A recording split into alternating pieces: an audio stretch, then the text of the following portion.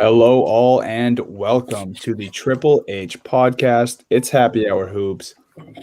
We got a great episode for you guys today. We're going to go over some news and notes from around the association. We're going to talk about ESPN's top 25 players under 25 years of age. And we also have a special guest joining us. We have Pablo Quisino. He is a UMass Amherst student. That is my alma mater. He is doing some student broadcasting with WMUA Sports, which is what I did in college. And we're happy to have you on, Pablo, and welcome. Thanks, Dunny, for having me on here. Thanks, Jake, of course. Super appreciative of the opportunity. Yeah, and before we dive into things here, just a word, guys. I got to let you know that the flowers are blooming, the grass is growing, and it's time to chop the weeds.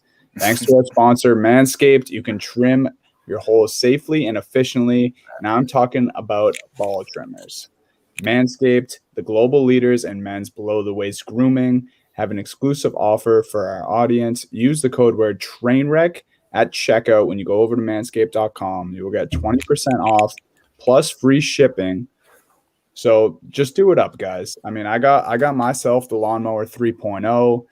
My favorite feature on it is it's got a light for you guys. So, if you're trimming in a dark bathroom, not a problem with Manscaped. Like I said, go over to manscaped.com, code word TRAINWRECK at checkout, 20% off and free shipping. So that was a little word from Manscaped, but let's get into it here, guys. We're going over the news and notes, and we got to start off with the bad news. Yeah. And it's that Jamal Murray has torn his ACL the other night. Huge blow for the Nuggets. I mean, what do you think about this? Go ahead, Pablo. I mean, Jamal Murray means so much to the Nuggets and what they do offensively. I mean, even defensively, he holds down that position, and now they got to look at other options like Carponzo. I'm sorry if I butchered his name, but I mean, they just rely on him so much. And that that play between him and Jokic is really going to be missed. And honestly, now I think this kind of takes him out of contention and to be honest, and it's just rough for the Nuggets. They made so many moves. They acquired Aaron Gordon, and it felt like this is their year, if any, to make a run for the championship. But it's unfortunate. I hope he recovers soon. Yeah, man, it was tough to see the other night. I mean, it was the last thing I was expecting at the end of that game. And then you just the worst part is there are no fans in Golden State at all either too. So he just goes down and you could just you heard it right away. It was tough, man. And it sparked a huge argument on the interwebs about the season and just the players and was it too much of a stress on the players? And I think we talked about at the beginning of the season, we knew that it was going to be a haul for these guys, and especially these teams that went late in the playoffs too. When it comes to the Nuggets and the Lakers, look at the issues they've been having with injuries all year. Kemba, who didn't get to come back until into January after a playoff run. The Heat, Jimmy Butler having injury issues all year. It can't be, it can't be something that is just happenstance. It's just a coincidence. There's got to be some kind of effect. And I wish there was something more that they could have done, but it was what they agreed on. It's what they did. And it's an unfortunate part of the season. I think for the Nuggets, I wasn't very high. Dunny knows I wasn't very high on the Nuggets' chances in the playoffs as it is. This just gets rid of it for me, man, because you're asking Jokic to do so much now for a guy that he's a great offensive player, but he's limited on the defensive end too. So it's going to be a haul for them. Do either of you guys think that this changes the MVP race for Jokic at all, though? Yeah, I mean, it definitely hinders it a little bit. Jokic is who he is through and through. I mean, I got a chance to watch the Nuggets play a full game because they played my Celtics last weekend on Sunday. And I mean, Jokic still had a triple-double, but Jamal Murray wasn't playing in that game, and you could see. I mean, he didn't look as effective because he didn't have his starting point guard. I mean, he just takes a lot of pressure off Jokic and their 1-2 punch, the pick and roll that those two run. And it's also just another shooter that, can bail Jokic out and add to that assist column that he puts up every night. That's almost always in double digits.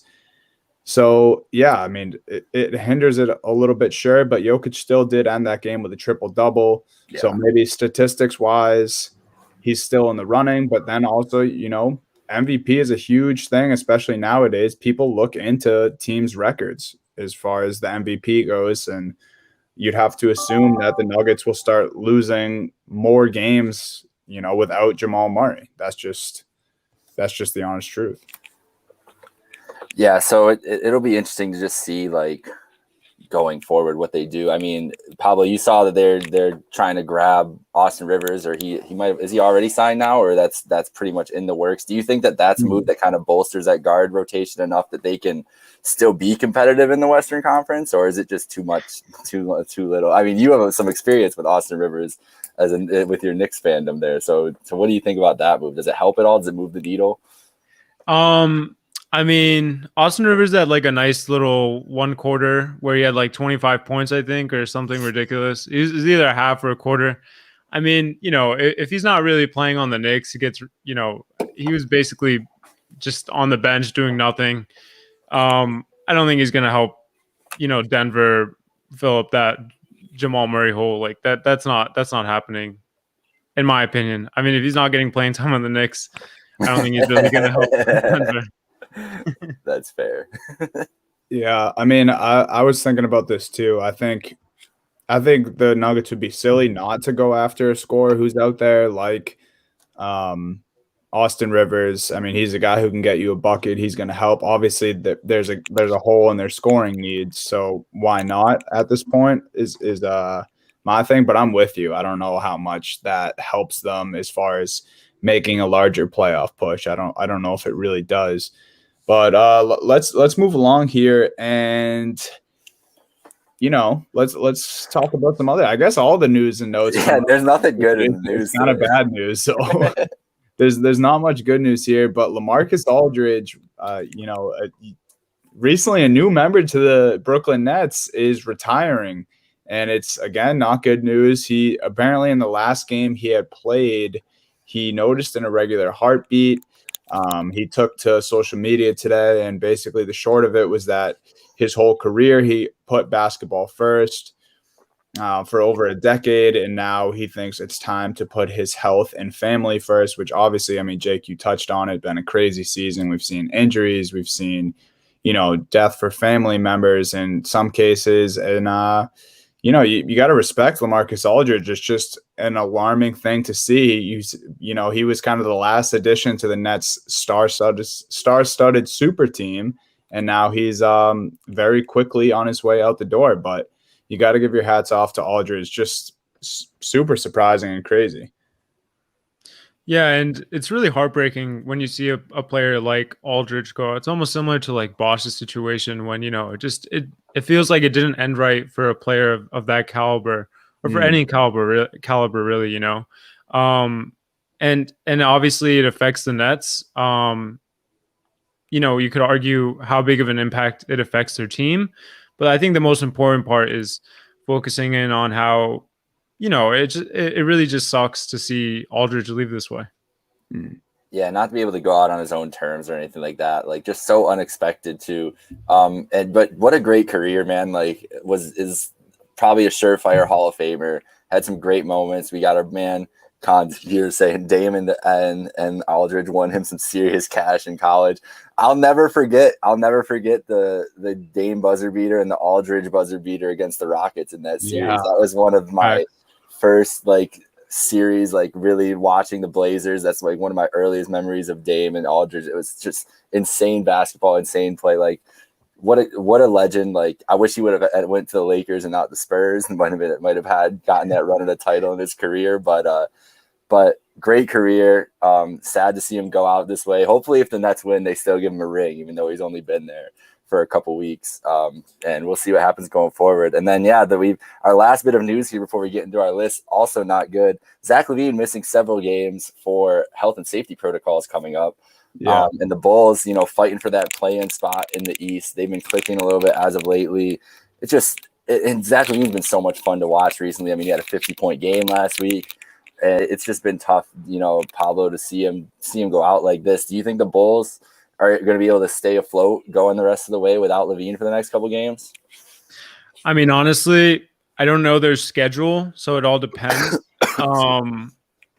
But I mean, LaVine is like everything to that team. Obviously, they have Vucevic, but that fit's kind of been a rocky start. I mean, as expected, with some ups and downs. And I think, honestly, I think next season is really when we're going to get to see that team really come into its own and really figure it out, along with LaVine. So I'm not going to write them off yet, just because it is the East. Everybody's like a half game apart. So I don't know. It's kind of tough to say right now. Yeah, for me, I don't know how well the Bulls are going to do, even if they got themselves into a play-in situation.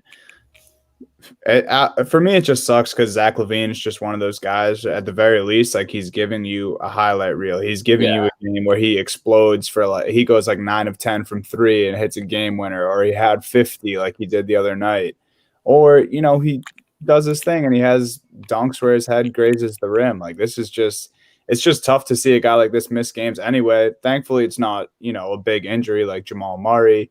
It's a little more minor, but if you're a Chicago fan, if you're someone, heavily invested in the Bulls, it is a blow, and it's tough because they, missing LaVine now of several games. I don't know what that means, but we don't have many games left. So obviously you could see them moving their way out of the play-in spot now because Zach LaVine's irreplaceable, especially on the Bulls. So that's it for news and notes. And now we got to get into the juicy stuff, guys. We all have our top 10 for players under 25 in the league. I'm going to ramble through ESPN's top 10 quickly. Then we will give you the bottom half of all of our list. We'll talk about it, and then we'll go back for the top half. So here we go. Without further ado, ESPN's top 10 under 25, because I'm not going to do the full 25. At 1, Luka Doncic. At 2, Zion Williamson. 3, LaMelo Ball. This is where it gets interesting. 4, Donovan Mitchell. 5, Jason Tatum. 6, De'Aaron Fox. 7, Ben Simmons. 8, Devin Booker. 9, Bam Adebayo. And 10, SGA, Shai Gilgeous-Alexander. So that is ESPN's. I will give my bottom half here, 10 through 6.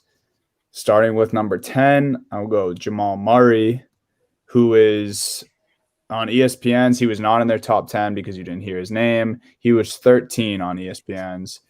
Then I have SGA, Jaylen Brown, who was 12 on ESPN's, Ben Simmons at 7, and Trae Young at 6, who was 16, I believe, on ESPN top 25, which is kind of criminal in my opinion. So, Jake, you want to hit us with your bottom half of your ESPN I will. list? I had RJ Barrett here at number 10, who was not on ESPN's list, and we will get into that here. Not at all. And yes, that might be high in here, but we're rolling with it here. 9, LaMelo Ball. I'm still keeping him in that top 10. Definitely not in the top 5. Couldn't do. I wanted to. I'm not gonna lie. When I crossed his name out a couple different times. I was like really trying to. But once we get into this list, there's no way I could. I went 8. Jaylen Brown, who you said 12 was on that list. Put him at 8. Devin Booker at 7, and Donovan Mitchell at 6. So I've got some spots open in that top 5 once we get to there. Pablo, what was your 10 through 6 looking like? So I had LaMelo at 10. And like you said, I even considered putting him in the top 5, but it's tough. Michael Porter Jr. at number 9, which he was number 14 on the top 25. Bam at number 8.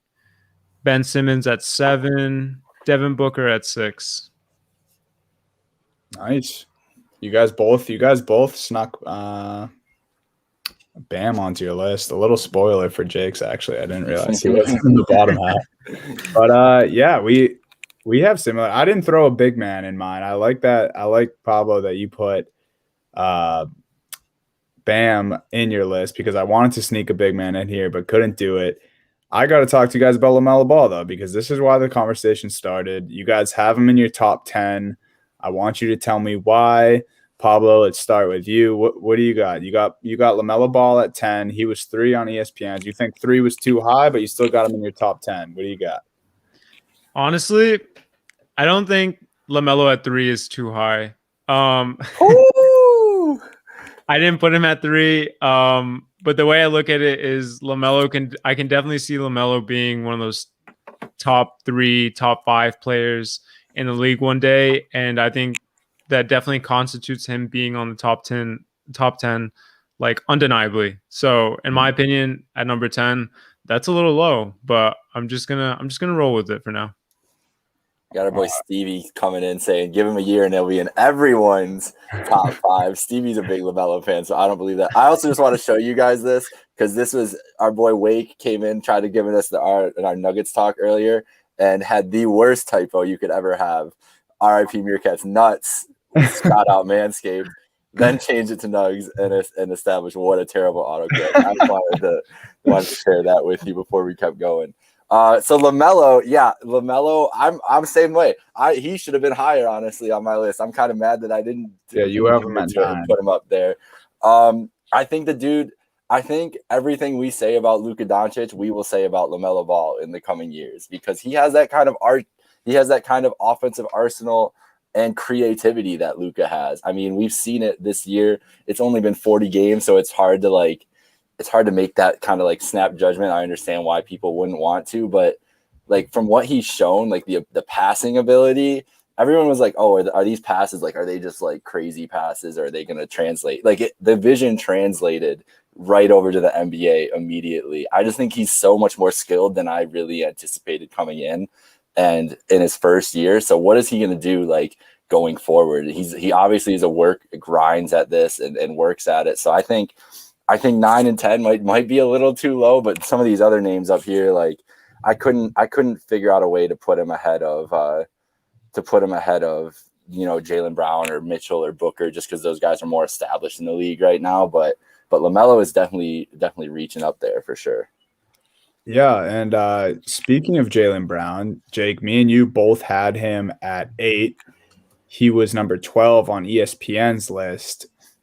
You just thought that was way too low. I mean, I thought I was maybe being too much of a homer. I'm a Celtics fan. I thought maybe I was putting him a little too high. I had him at I think 5 when I just first jot down of the list. I think I had JB at 5. I want to say I had him up there too, honestly. Yeah, honestly, you know what it was? I looked down and saw Trae Young so far down on ESPN. I was like, shit, dude, I got to fit Trae in here somewhere. But yeah, so you agree with that? You think ESPN maybe might have cheated or overlooked JB a little bit there? Yeah, and I really thought about putting JB a little bit higher, but just the scoring of a Donovan Mitchell and a Devin Booker just put them over the top for me. But yeah, I mean the two-way play of Jaylen Brown is, I mean, Dunny, we've talked about it on the Pablo. I'm a huge Jaylen Brown fan. I said before the year, like, I want to see him ending games for the Celtics, not Tatum, not Kemba. I just have a huge ton of faith in the guy, and he's shown it this year. I mean, he's really like stepped up and embraced that bigger role with the Celtics this year, and I think he deserves that spot, and I think he might keep ascending in that role too. Dunny, though, you're the only guy that has Trae Young. You have him at number 6, and I don't want to spoil our top 5, but me and Pablo don't even have him in the top 5 either, so he's not in our top 10. So what makes you have Trae up here at number 6 and above some of these other names that we've thrown out here? I just think Trae's a game changer, and I think for me is so many people doubted him coming into the league, and even myself. I mean, his size and his frame, it's just like there's no way this guy, can make it at the next level. Like, I didn't think he was as good of a shooter as he's obviously shown that he is. I mean, I based a lot of my judgment on players or what they do to the Celtics, just because obviously those are the games I watch the most. I watched Trae Young put up 40 points on the Celtics this year. He averages 26 and almost 10 assists a game. Like, for his age to be putting up those numbers and to have this Atlanta Hawks team at the 4 seed in the East, we talked about it the other day, Jake. It's kind of, a fluke because the race is so tight in the Eastern Conference and so many good teams are playing below expectations, but the numbers are what they are. They're still the 4 seed. Trae Young's numbers are what they are as well. 26 and nearly 10. I mean, those are crazy numbers. Yeah. And I think he's just a guy who defies the odds. He makes the people around him better, and he's such a good passer. I mean, I don't even think the 9.5 assists do it justice. This guy can throw lobs from half court, right on point to Capella and John Collins. And he has one of the best handles in the league too, in my opinion. I just really love Trae Young. Obviously, a size thing, that can be picked apart in a playoff series, but it really, as far as right now, it hasn't hurt him too much in his game just because how explosive he is on the offensive end. Teams or the Atlanta Hawks have to keep him on the floor. So that's. Go ahead. Sorry, my bad. I honestly can't put Trae Young in my top 10. I don't even know if I can put him in my top 15. I know it might be really disrespectful, but like I'm looking at your list. If I'm trying to start a team, you had Ben Simmons at 7. Mm-hmm. I would rather have Ben Simmons than Trae Young just because of his, he's one of the best defenders in the league. And also offensively, I think with the cast around him, just built for him, he would be a much better player. But, I do like Trae Young. Offensively, he's special, but he does have high turnover rates. He's kind of been like big numbers, bad teams kind of guy. And I don't know. I'm not a Trae Young believer yet. Hopefully that changes though. I'm rooting for him. All right. Do you guys want to get into the top half of the list here and get into the real juicy stuff? Yeah, let's get into it. But I just want to shout out Pablo for being the only one with MPJ on there because I couldn't do it either. But I do like that. I do like that pick. Yeah, well, give us a little blurb about MPJ. Why did he make number 9 for you? That is nice that you threw him in there. Number 14 on ESPN's top 25, by the way. Yep. MPJ is just nice. He's 6'10", offensively special. He can really shoot the 3 ball. Defensively, he's been improving, especially this season. I think if he was on, let's say, the Knicks or the Hawks, I think he'd be putting up some huge numbers. But right now, he's learned to fill in a role in Denver, and I think that's going to go a long way for him down the road in his career. And I think he's really going to be, like I said, like LaMelo. I think it's one of those cases where can this guy be a top 3 to top 5 player, one day? And I think MPJ is in that category. Yeah, shout out Meerkats, Nugs, or Nuts, whatever we want to call them their way. That's what I wanted to give that credit to. Yeah, maybe we'll see a boost in all of his numbers with Jamal Murray being out for the remainder of the season. MPJ time is now. Yes, sir. Let's go over these top halves. We'll go back up to the top. I'll give you mine. I'm going Luka at number 1, so that stays true with ESPN's list there. My guy Jason Tatum at number 2. Donovan Mitchell at number 3, Devin Booker at number 4, and Zion at 5. All right, so I'll start at 5 here. I'm going to go down the other way. Bam Adebayo at number 5 on my list. Then I've got our boy Jason Tatum at number 4. Number 3, Luka Doncic from the Dallas Mavericks. Number 2, Ben Simmons. And number 1, Zion Williamson. Pablo? For me, it's number 1, Luka. Number 2, Zion, just like Dunny and the ESPN top 25. At number 3, I have Donovan. At number 4, I have Jason. Number 5, I have Jaylen Brown. Nice. I love that both the C's making the top 5, man. And it's not even for me. That's great. I know. When I looked at this list, I had to double take. I was like, am I sure that's Pablo's, not Dunny's there? What are we doing here? But yeah. Can I just set a disclaimer that I'm not a Celtics fan, I'm a Knicks fan. So this just goes to show how much I love Jaylen Brown and Jason Tatum. Yeah. I mean, I think the world of Jaylen Brown. He's a great two-way player. And like you said, Jake, I feel like Jaylen Brown should be taking the late game shots sometimes over Jason or Kemba. So I don't know. All right. I love it. Jake, I got to ask you a question about your list here. Well, we obviously are going to have our classic Ben Simmons discussion, but not just yet. We're going to have it though. Luka Doncic at 3, Zion at 1. I figured you'd have Ben at the top of that list. So I wasn't surprised if he was over anyone on this list. But you had Zion at 1, you had Luka at 3. Tell me why. You weren't alone. Our boy Richie was not happy with this. Stevie was not happy. Explain yourself. All right, I'm ready for it. Zion was the clear cut number 1 for me. Even when I was deciding between Luka and Ben at 2, that was more the decision for me. Okay. The point Zion that I've seen the last couple months, if he's doing this for the rest of his career, like he's going to be unstoppable. This dude, he's still figuring out how to read a defense and how to like maneuver the NBA game, and he like. No one can stop him. His team is just, they're not good. Like the Pelicans sorry, Wake. The Pelicans as a whole and just the unit that they built around him, we've talked about it before. I don't really like him and Ingram together as another star. They're really missing Drew Holiday this year. Yeah. And they're going to lose Lonzo after this year. It's just going to be a mess around Zion. But for what he offers right now and what he can develop into, if he gets like a little bit of a jumper and the more that he kind of develops the feel for a game, I think Zion's going to be the best guy in this league, like hands down, going away in the next couple of years, like Giannis level domination. But I think he can be even more effective than Giannis in that situation.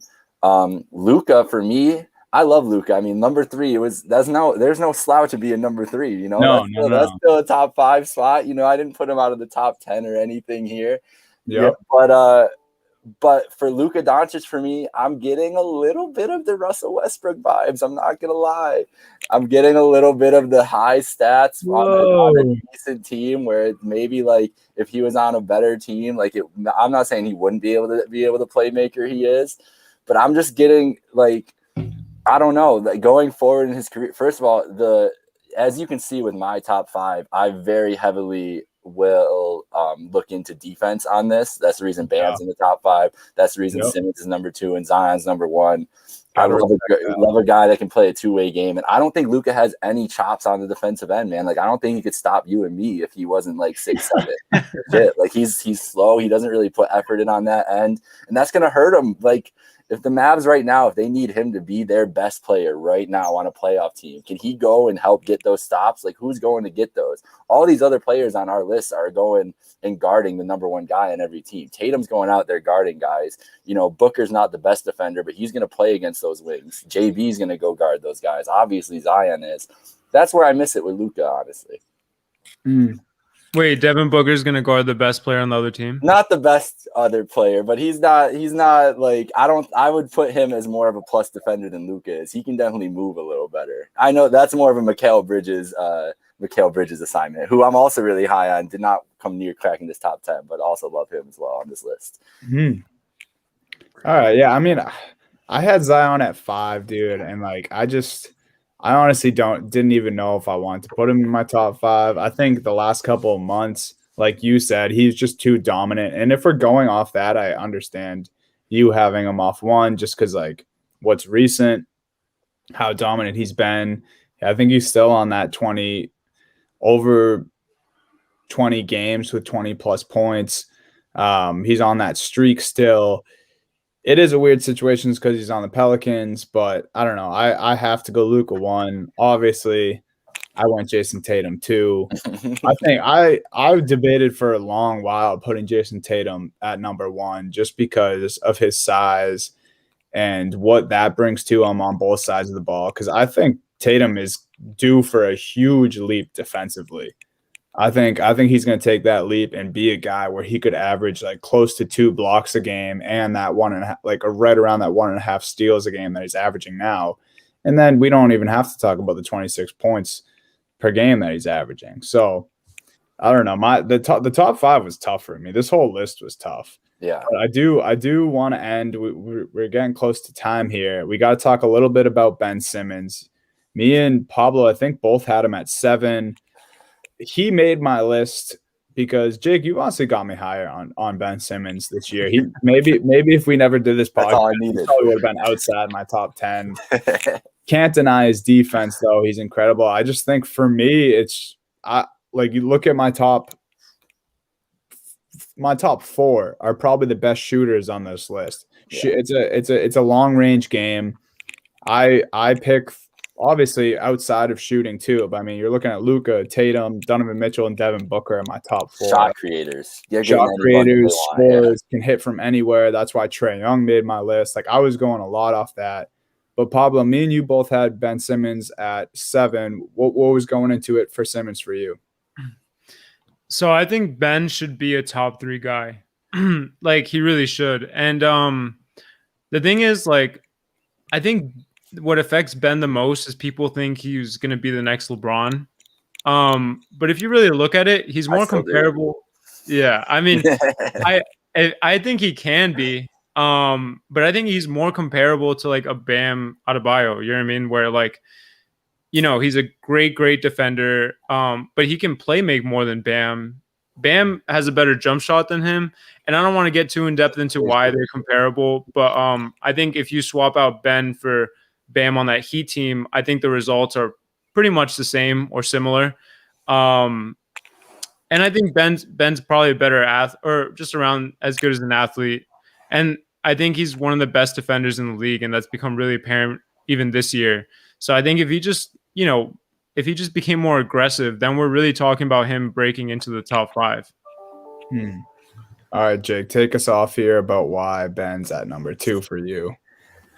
I mean, Pablo kind of just touched on it with the defense. Like he's clearly the best defender overall in the league to me. I know Gobert gets that a lot, but I think that Gobert. Did you see what he said Gobert Gobert the other day? They asked him about like him and Gobert in the Defensive Player of the Year race. He's like, "Well, I put up 42 on him." So.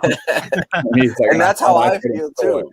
Yeah. That's how I feel too. And I mean, you were watching that Suns game a couple weeks ago, and they're going at Gobert at the end of the game. You got Dorian Finney-Smith talking shit about going at Gobert, and he puts up over 20. Like it's a bad look, and it's when it comes to playoff time for Gobert, it gets rough for him in those kind of situations. We've seen it happen year after year. Me and Pablo were talking a little bit about it before we got on here.